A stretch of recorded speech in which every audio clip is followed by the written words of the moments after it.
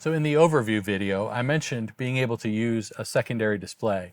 So let's talk through what's required to set that up. First, I have an additional touch screen over to my right, and then we connected an HDMI cable from the console to the display and USB that basically sends the touch data back and forth from the console to the display.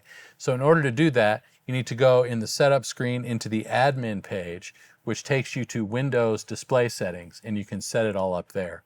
But once we have it set up, let's talk about how to use it. So there's a couple ways that I think are very useful. One is you can just take your tab for Mixer 2 from the dock and drag it over to that screen. Now I have channels 1 through 16 on my main display, channels 17 through 32 on my secondary display. So now I have 32 channels that I visually and tactically can manipulate as part of my mix session. If you had another fader controller bank, then you could have essentially 32 faders, physical and visual, at your disposal. So you can make any number of changes to this screen. You can make a custom layer just for this screen. It's a great way to be flexible with a second mixer window. If we want to get this back over to our main tabs, we just hit the icon here and dock all tabs, and it comes back.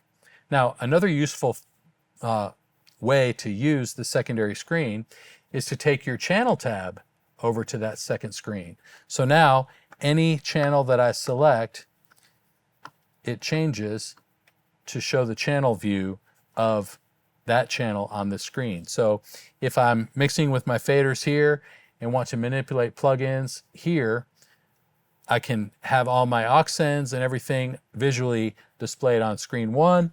I can have my plugin parameters and channel processing on screen 2. At my church, that's how we use LV1 typically, is we'll have one screen that's on mixer view so we can see all of our custom layers and see, our faders, and then the selected channel and its processing shows up on screen 2. So again, it's a great way to have a more expanded view of what you can get on one screen.